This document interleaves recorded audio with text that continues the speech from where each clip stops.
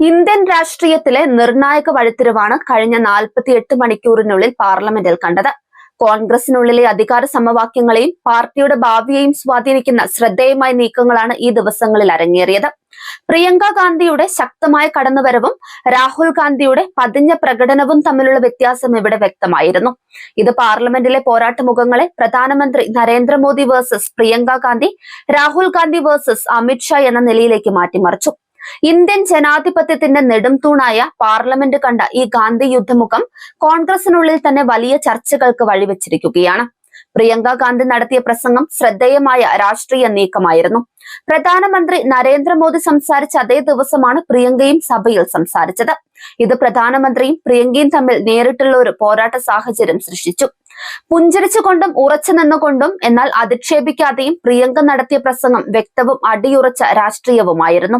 പ്രസംഗത്തിന് അവർക്ക് സ്വന്തം പാർട്ടിയിൽ നിന്നും ഇന്ത്യ ബ്ലോക്ക് അംഗങ്ങളിൽ നിന്നും വലിയ പ്രശംസ ലഭിച്ചു. BJPയിലെ ചിലർ പോലും അവരുടെ പ്രകടനത്തിന്റെ ഫലപ്രാപ്തി അംഗീകരിച്ചു എന്നുള്ളതാണ് ഏറ്റവും എടുത്തു പറയേണ്ട വസ്തുത. പ്രധാനമന്ത്രി സംസാരിക്കുമ്പോൾ പ്രിയങ്ക സഭയിൽ ഉണ്ടായിരുന്നില്ലെങ്കിലും പ്രധാനമന്ത്രിയുടെ വാദങ്ങളെ ഫലപ്രദമായി ഖണ്ഡിച്ചതിൽ നിന്നും അവർ കുറിപ്പുകൾ എടുക്കുന്നുണ്ടായിരുന്നു എന്ന് വ്യക്തമാണ്. വിജയകരമായ ഒരു തന്ത്രത്തിനായി ബുദ്ധിമുട്ടുന്ന കോൺഗ്രസ് നേതാക്കൾക്ക് പ്രിയങ്കയുടെ ഈ ഊർജ്ജസ്വലമായ പ്രകടനം വലിയ പ്രതീക്ഷ നൽകി. പ്രതിപക്ഷ നേതാവെന്ന നിലയിൽ രാഹുൽ ഗാന്ധിയും പ്രധാനമന്ത്രിയും തമ്മിലുള്ള മത്സരമായിരുന്നു കോൺഗ്രസ് ആഗ്രഹിച്ചത്.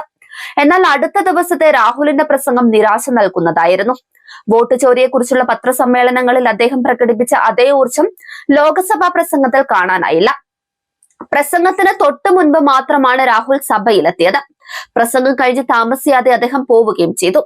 പ്രധാനമന്ത്രി പ്രസംഗിക്കുമ്പോൾ അദ്ദേഹം സഭയിൽ ഉണ്ടായിരുന്നില്ല. അതോടൊപ്പം വലിയൊരു ഏറ്റുമുട്ടൽ പ്രതീക്ഷിച്ചിരുന്നെങ്കിലും രാഹുലിന്റെ ഈ നീക്കം പാർട്ടി അംഗങ്ങളെ നിരാശരാക്കി. ആ പ്രതീക്ഷയും പരാജയപ്പെട്ടു.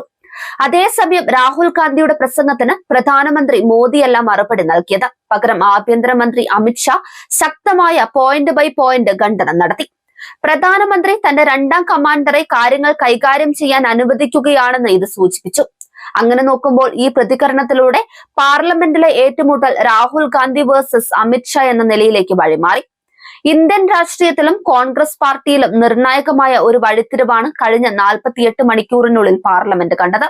പ്രിയങ്ക ഗാന്ധിയുടെ ശക്തമായ പ്രകടനവും രാഹുൽ ഗാന്ധിയുടെ പതിഞ്ഞ പ്രസംഗവും തമ്മിലുള്ള അന്തരം വ്യക്തമാക്കിയ ഈ ദിവസങ്ങൾ കോൺഗ്രസിനുള്ളിലെ അധികാര സമവാക്യങ്ങൾ ഉടച്ചു വാർക്കുമോ എന്ന ചോദ്യം ഉയർത്തുന്നുണ്ട്. പ്രിയങ്കയുടെ നേതൃപാടവം കണ്ടറിഞ്ഞ രാഷ്ട്രീയ ലോകം അടുത്ത ഇന്ദിരാഗാന്ധിയായി അവർ മാറുമോ എന്ന ആകാംക്ഷയിലാണ്.